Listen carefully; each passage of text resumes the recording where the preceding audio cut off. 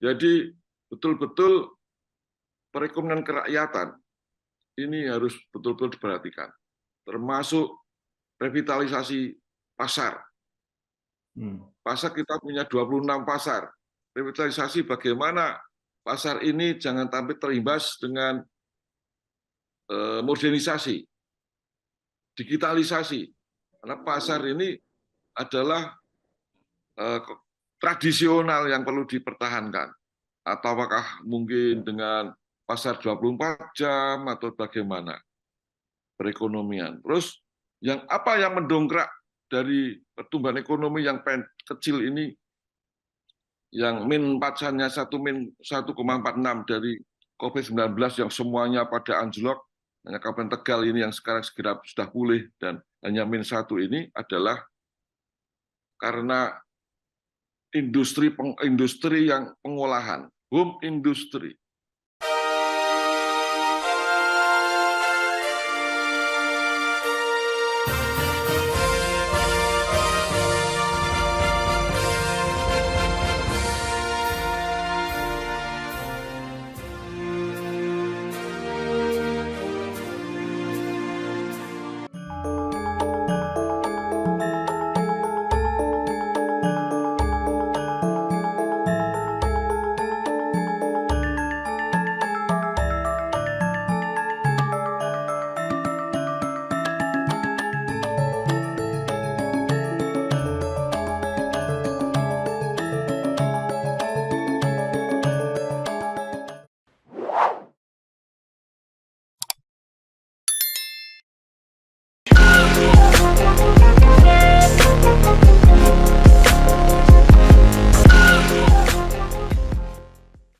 Assalamualaikum warahmatullahi wabarakatuh.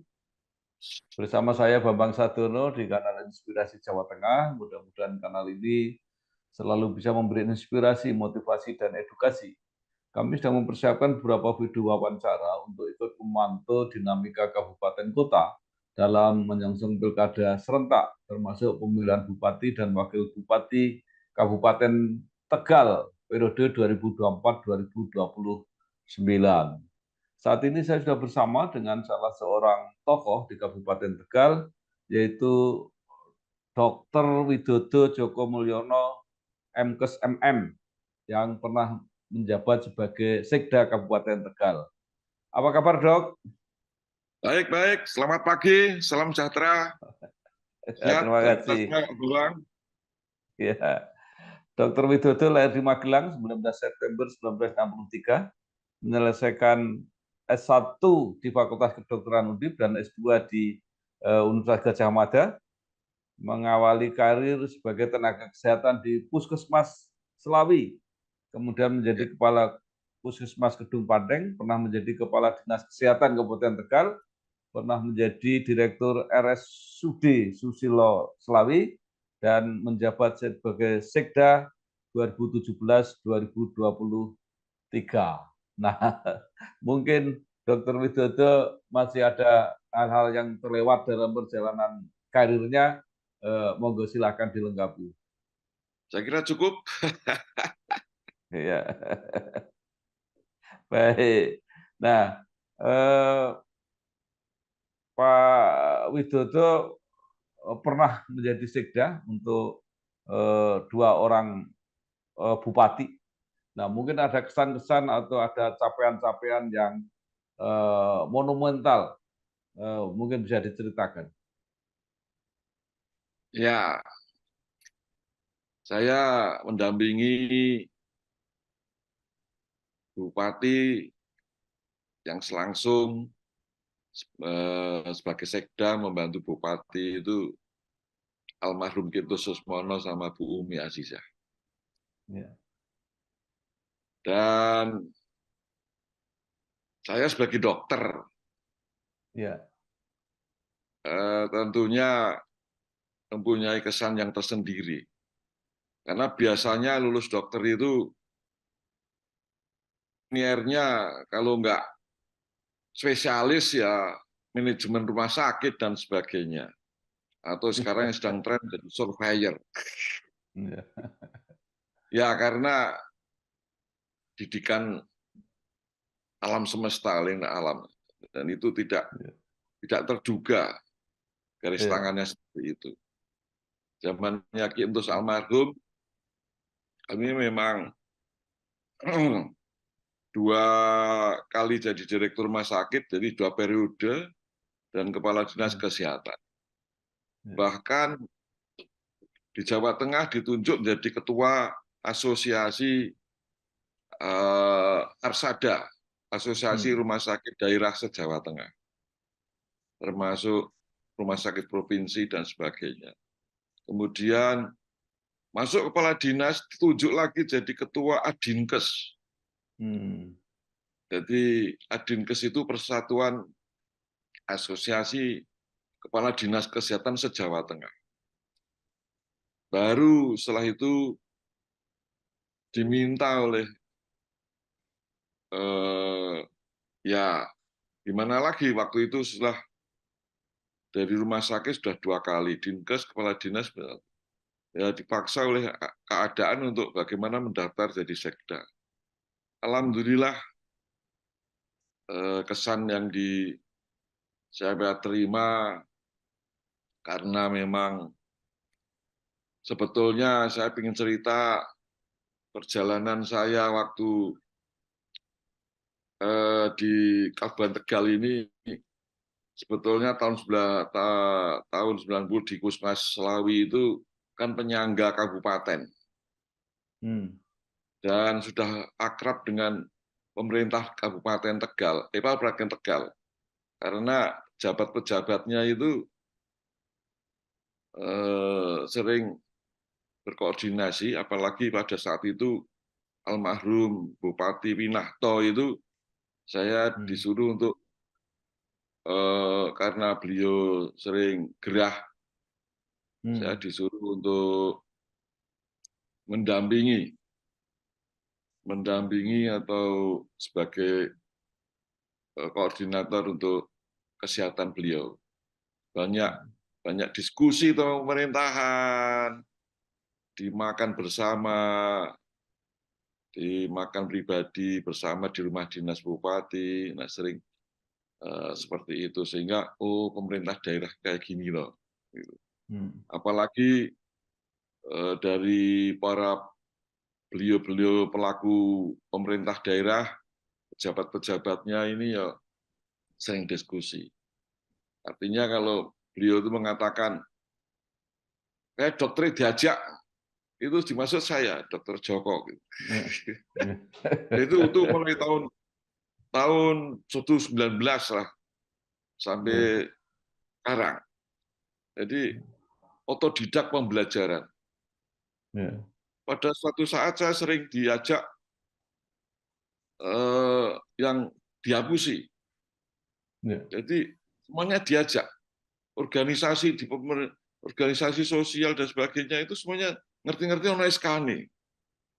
Nah, saya minta SK ini, enggak ada SK-nya. Pernah diapusi, diajak 1 minggu penataran atau pelatihan kader bangsa. Seminggu ngomongnya, yuk sedolan ke Semarang 1-2 hari. Dan pakaiannya terbatas yang bawa. Ternyata 1 minggu yang langsung dididik oleh kader bangsa itu, kalau Pak Bambang pasti kenal, itu terkait dengan politik itu kan Profesor Soehardiman SE waktu itu. Oh iya, Soksi. Wah, ya katanya pegawannya politik. Di Serondol. Seminggu saya.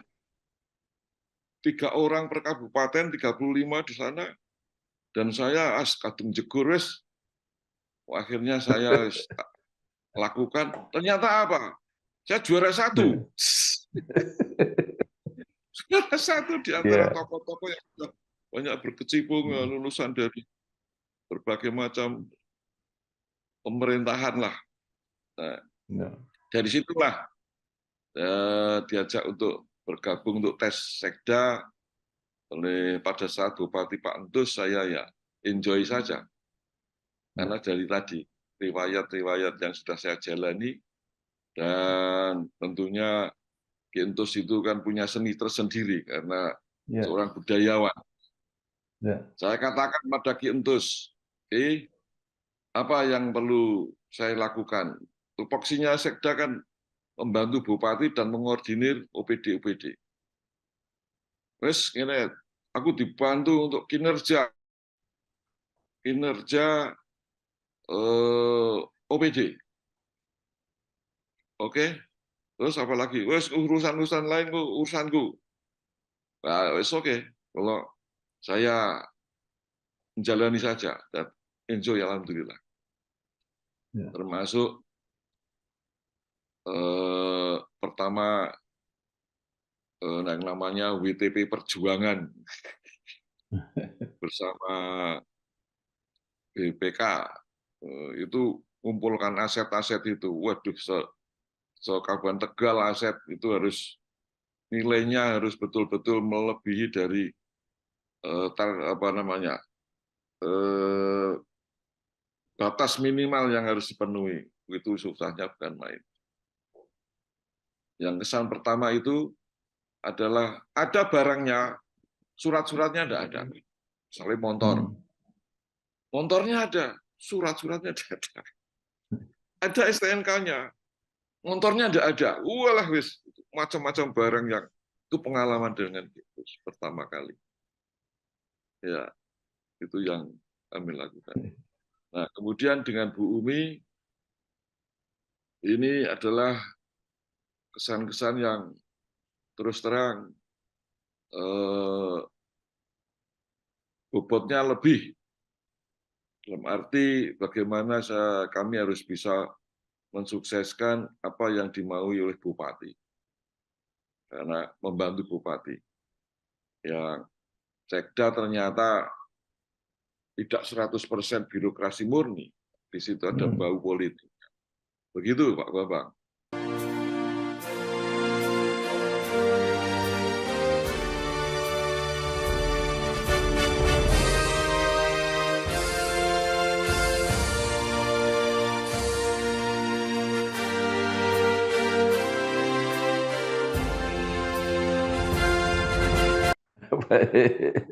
Luar biasa pengalamannya, Dr. Reddy. Nah,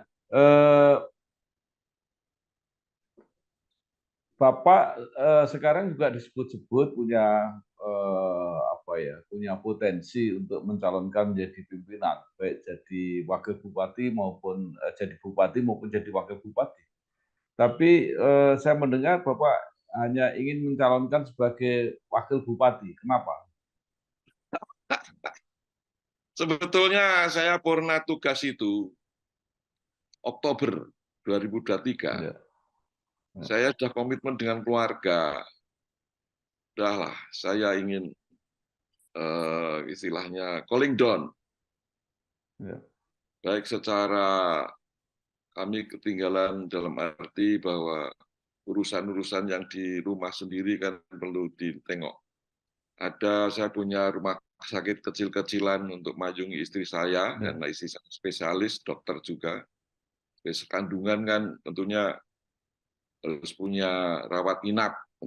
Kita punya rumah sakit kecil-kecilan, dan saya pengen mulai bergerak. Salah satu sisi, saya juga pengen memulihkan kondisi untuk spiritualnya kan, untuk akhir hidupnya kan gitu. Ya. Ya. Masuklah saya di dalam forum lembaga para kiai-kiai senior untuk ngaji kan gitu. Ngaji. Nah, ternyata ngaji di situ yang dibahas itu adalah kumpulan di situ adalah ada akademisi, ada pimpinan pondok pesantren se-Kabupaten Tegal yang notabene ratusan pondok pesantren yang ada di Kabupaten Tegal ini. Nah, ternyata yang dibahas adalah bagaimana menghidupi untuk Kabupaten Tegal dalam arti secara santrinya lulus mau jadi apa. Itu menarik itu. Saya terpancing lagi. Terpancing saya menjawab termasuk ada salah satu kiai yang pada saat tasaku saya ternyata beliau mengaitkan antara pemerintahan yang beragamis gitu dengan sila komplit, sila 1 sampai 5 dibahas di, dibahas secara dalil agama. Wis, menarik ini. Paginya itu saya tidak ngomongin itu, saya sowan ke kiai itu. Sampai 4 jam lebih bahas itu. Waduh, ini kok tertarik. Akhirnya kiai-kiai itu mendorong saya untuk bisa mewarnai lagi. Sudah daripada mewarnai, tapi saya pengen mewarnai lah. Mewarnai tidak harus jadi bupati. Tidak harus jadi bupati satu lah katakan. G2. Karena memang dari perjalanan saya jadi sekda, itu kebijakan komunikasi, kebijakan strategis itu perlu dibangun. Dan ternyata suara-suara bawah itu, masyarakat itu, termasuk tadi para kiai ini, perlu didengar, perlu diwujudkan. Nah, ini menarik Pak Bambang. Yeah. Setelah saya evaluasi, kenapa kok nggak terakomodir gitu kan suara masyarakat. Jadi saya melihat ada gap yang bisa melebar, bisa mengecil, yaitu gap antara birokrasi pemerintah daerah dengan katakanlah masyarakat atau lembaga masyarakat atau swasta atau non pemerintah, masyarakat lah katakanlah, dalam pelayanan publik lah. Itu kalau birokrasi kan pedomannya itu kan atau pegangannya kan indikator kinerja yang sudah baku. Ya, saya mengatakan setengah kaku. Nah, dari pimpinannya UPD itu ada yang namanya indikator kinerja utama. Kemudian di cascading ada indikator kinerja eselon 3, indikator kinerja eselon koordinator. Ini sudah tertulis. Sehingga kalau misalkan di tengah-tengah ini ada suatu usulan dari masyarakat, angeli bukan main itu untuk memasukkan itu. Termasuk pembangunan infrastruktur. Pembangunan infrastruktur itu indikator dari birokrasi eksekutif. Itu yang apa sudah digariskan, kemudian juklak-juknisnya berbunyi begitu, ya pegang itu. Ketemunya ya input, output, outcome itu. Impact-nya ini jarang untuk semuanya jarang untuk disinggung. Nah, pemerintah, masyarakat kan pengennya langsung terasakan. Ini baik secara fisik, pembangunan fisik maupun non fisik. Nah, kami berusaha, oke lah, kalau begitu dorongan-dorongan dari ulama dan para masyarakat ini saya fasilitasi dengan bagaimana memperlancar nanti memfasilitasi dengan kebijakan strategis di mana itu keluar dari jalur sekda. Itu politis kan begitu. Bagaimana kuncinya adalah komitmen komunikasi. Komitmen kebersamaan komunikasi dirembuk, dirembuk gitu tadi. Musyawarah.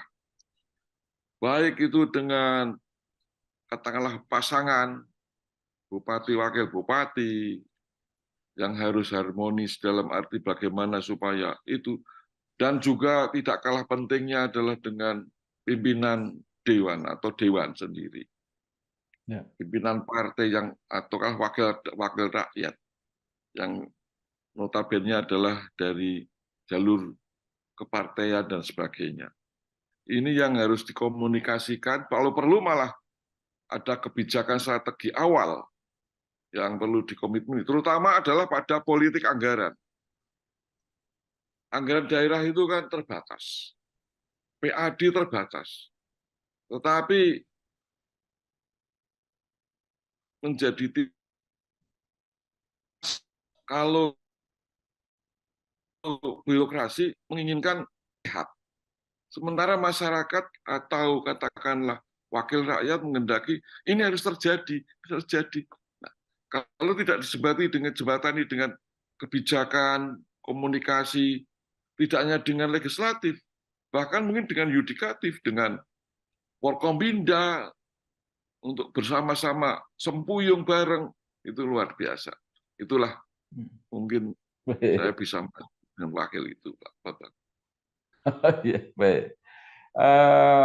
Apakah Dr. Joko akan maju bersama-sama dengan petahana, dengan Ibu Umi sebagai bupatinya?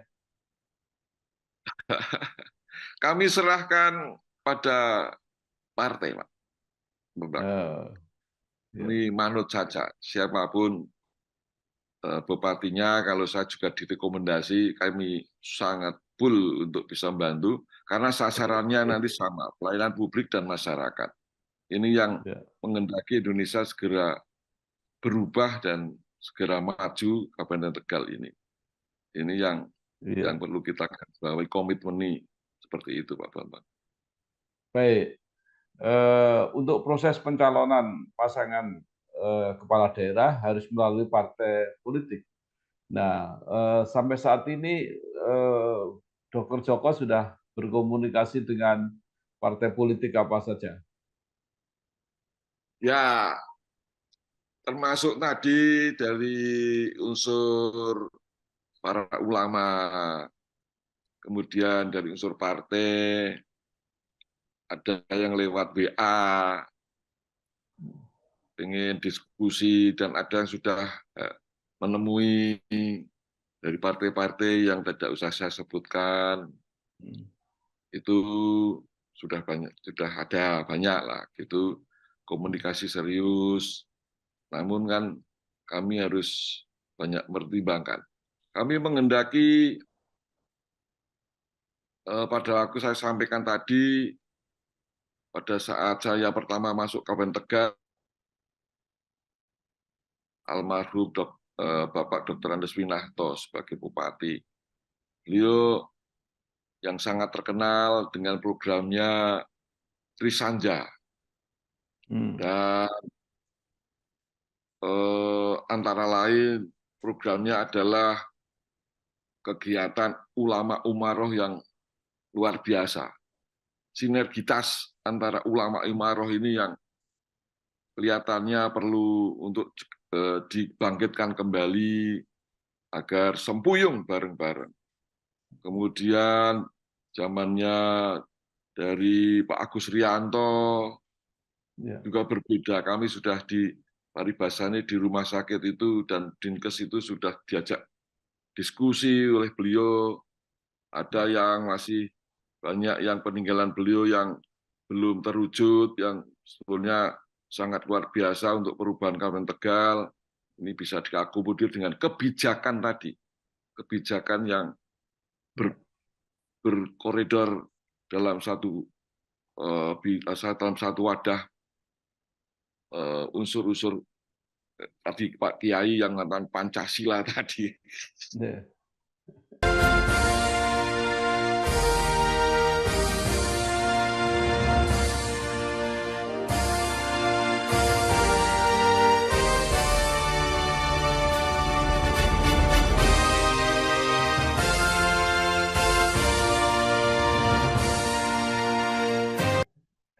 Baik, Dok, tadi sudah menyebutkan bahwa siap untuk menjadi wakil siapa saja yang akan menjadi bupati. Nah, menurut pengamatan Dr. Joko, siapa sebenarnya tokoh-tokoh yang sudah mulai muncul dan mempersiapkan untuk menjadi Bupati Tegal? Ya, sebetulnya secara berita medsos kan Pak Bambang sudah kan lah, betul ya. Hanya ini kan semuanya itu kan sekarang partai ini kan rekomendasi kan semuanya ditarik ke DPP kan gitu, ya kan. Ya. Semuanya kan saling berdoa. Ya. Ini mudah-mudahan Kabupaten Tegal itu mempunyai kultur yang tersendiri dibanding kabupaten kota lain menurut saya. Dari Ya. secara politik, secara kekhususan kultur atau budaya Ya. itu beda. Sehingga kami selami itu terutama adalah pada nilai-nilai.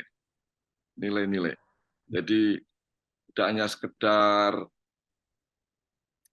transaksional, tapi nilai-nilai ini yang penting untuk membawa Kabupaten Tegal ini. Itu Pak Bambang. Ya, baik. Dok, secara konkret mungkin bisa disampaikan ya, kalau orang mengatakan apakah program atau apa tawaran-tawaran kepada masyarakat yang mudah dimengerti, seandainya Dr. Joko nanti benar-benar berhasil menjadi bupati atau wakil bupati Kabupaten Tegal 5 tahun mendatang. Apa saja kira-kira yang konkret yang bisa dilihat oleh masyarakat yang akan ditujukan? Ya, kalau dari sisi pemerintahan sudah kita rintis, walaupun belum optimal 100% tentang pelayanan publik bagi birokrasi. Kami, alhamdulillah dari segi ADM sudah ada cap juara 1 untuk kompetensi birokrasi nasional. Kemudian yang kedua dari sisi perencanaan juga bahkan mendapatkan dari pemerintah pusat itu terkait dengan dana intensif daerah kita mendapatkan dari hasil juara 1 perencanaan ini. Kemudian dari KPK sendiri, dari KPK dengan MCP-nya ini alhamdulillah saya sebagai koordinator, sebagai waktu itu Sekda, sebagai koordinator OPD, mendapatkan DID juga, ada intensif daerah dari KPK, bahkan itu kalau nggak salah 10 miliar dari KPK itu karena nilai yang kita laksanakan dan juga program KPK yang dilaksanakan indikatornya masuk, itu dinilai baik dan mendapatkan katakanlah penghargaan itu, penghargaan DID namanya dana intensif daerah. Nah, dari sisi itu dan tinggal moles integritas daripada SDM itu sendiri. Atau bisa dikatakan adalah bagaimana budaya kerja yang bisa istiqomah dari birokrasi, pelayanan publik. Kemudian yang kedua, yang berkaitannya dengan pelayanan publik, keinginan masyarakat adalah satu infrastruktur. Infrastruktur ini adalah jalan halus di semua lini, terutama adalah koneksitas untuk jalan halus yang terkait dengan perekonomian. Dengan perekonomian yang kaitannya dengan perekonomian ini tidak lepas dari bahwa perlu diketahui Pak Bambang, waktu COVID-19, pertumbuhan ekonomi Kabupaten Tegal sempat kontraksi sampai ke -1,46. Tapi itu terendah, artinya terkecil dibandingkan daerah-daerah lain di Jawa Tengah. Pertumbuhan ekonominya -1,46.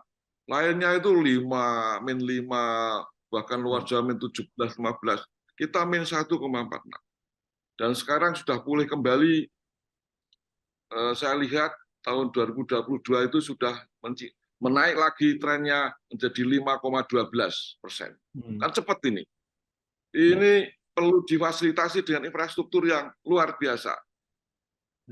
Agar mereka perekonomian dari hulu sampai hilir tidak terganggu. Itu infrastruktur, saling berhubungan, ekonomi. Jadi betul-betul perekonomian kerakyatan ini harus betul-betul diperhatikan. Termasuk revitalisasi pasar. Pasar kita punya 26 pasar. Revitalisasi bagaimana pasar ini jangan sampai terimbas dengan modernisasi, digitalisasi. Karena pasar ini adalah tradisional yang perlu dipertahankan.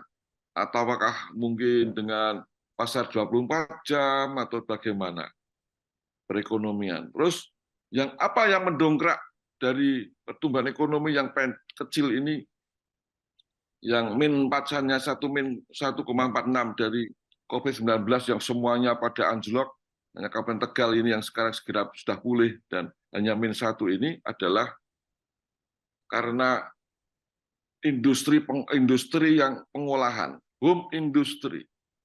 Nah ini yang perlu dikomunikasikan dan semuanya itu adalah dari unsur kebijakan. Kebijakan dari pucuk pimpinan atau katakanlah bupati, wakil bupati.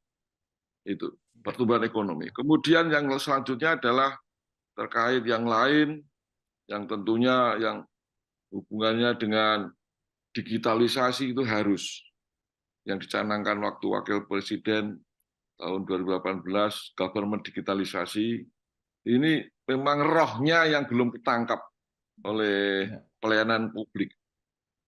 Rohnya itu kan sebetulnya bagaimana mempermudah masyarakat digitalisasi ini untuk berhubungan dengan pemerintah.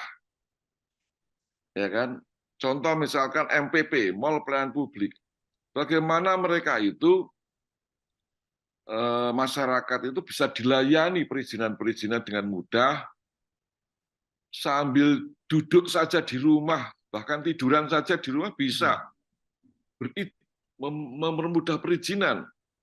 Kan gitu. Karena ditinggal dari daerah pucuk gunung sampai itu ya biayanya juga tidak sedikit gitu. Sehingga kita sebut dengan bagaimana sosialisasi memperkuat integrasi sistem digitalisasi itu. Ibarat laptop dengan payung, enggak usah sekarang itu enggak usah gedung yang besar-besar, enggak usah. Laptop dan payung cukup sekarang melayani masyarakat itu. Ya kan? Aplikasi yang lengkap, tersambung dengan pusat, daerah, itu yang cukup. Nah, semuanya butuh anggaran, fisik non-fisik. Ini butuh kebijakan proporsional, Bapak. Ada 4 hal yang menjadi politik anggaran untuk nyusun struktur anggaran yang sehat. Top down itu sudah tidak bisa ditawar-tawar. Itu adalah dari atas, dari pusat ditunjuk anggaran semene untuk ini. Kemarin kesehatan dan pendidikan.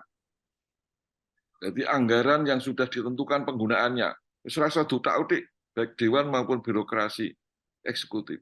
Yang kedua adalah dari inovasi hasil evidence base dari OPD sendiri, pelaksana teknis yang notabene para ahlinya di OPD, yaitu dari teknokrat. Kemudian yang bottom up itu dari dewan ini, hasil reses yang jadi pokir, ya kan? Kemudian dari pemerintah yang musrenbang. Nah, kemudian dari yang satunya lagi adalah dari 4 itu adalah aspirasi masyarakat. Ini harus proporsional.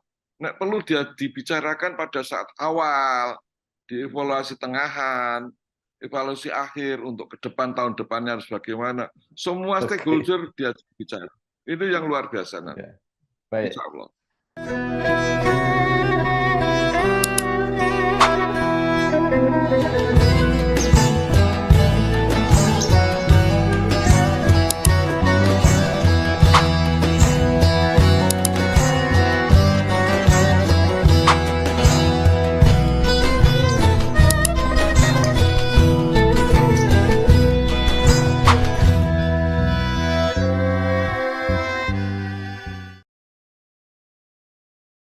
Ya, terakhir Dr. Joko, apa yang Bapak ingin sarankan atau harapkan kepada masyarakat Kabupaten Tegal supaya momentum pilkada ini benar-benar dimanfaatkan untuk mencari pemimpin yang cukup memadai untuk menyelesaikan persoalan-persoalan seperti yang Bapak sampaikan tadi?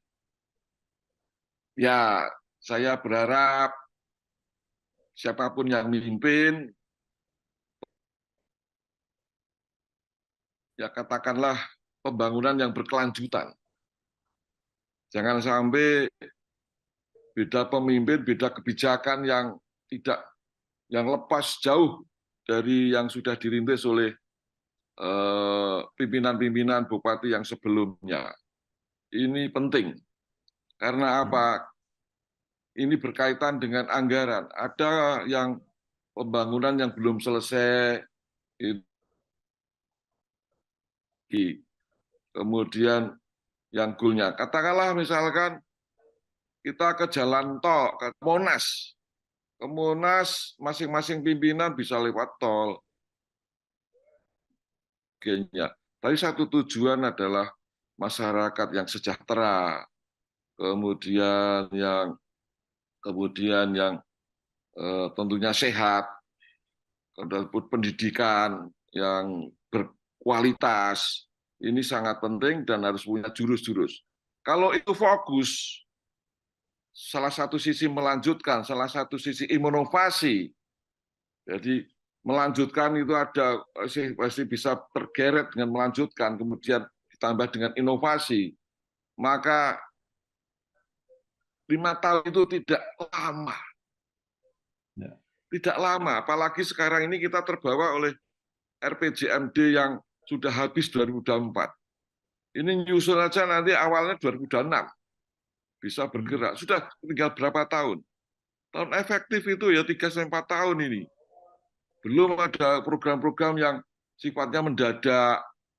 Mendadak itu kalau bagi tadi, gap tadi, birokrasi itu. Contoh birokrasi itu, bangun lebih dari 10 miliar. Itu 1 tahun mesti nggak jadi. Karena apa? Karena itu memang prosesnya lama. Survei, mengumpulkan ini dan sebagainya, bagaimana SOP-nya. Dan mereka indikator tadi tidak lepas dari indikator dan aturan yang sangat harus dikomunikasikan biar tidak terasa kaku. Begitu. Dengan kebijakan pimpinan bupati, wakil bupati untuk bisa menjembatani ini. Itu harus ada yang namanya multi-years, aturan multi-years. Nggak perlu diperdakan, nggak perlu perbub segera dibuat. Atau namanya yang low in tengah untuk segera maju dengan lebih dari 10 miliar. Itu namanya adalah anggaran pelaksanaan mendahului penetapan anggaran. Itu juga harus aturan harus kuat untuk memenuhi dari indikator dari birokrasi. Sehingga apa yang diminta oleh masyarakat akan terfasilitasi. Itu kendalanya itu terus. Ya. Iya. Terima kasih sekali. Walaupun Dr. Joko ini seorang dokter, tetapi pemahamannya mengenai masalah-masalah pemerintahan, birokrasi luar biasa, dan sekarang menyediakan diri kembali untuk membantu pemerintahan Kabupaten Tegal mendatang dengan mencalonkan sebagai bupati atau wakil bupati. Mudah-mudahan sukses, lancar, dan bermanfaat untuk masyarakat Kabupaten Tegal. Terima kasih, Amin. Dok. Wassalamualaikum Sama-sama, warahmatullahi wabarakatuh. sehat Yeah. bagi kita semua. Waalaikumsalam warahmatullahi wabarakatuh.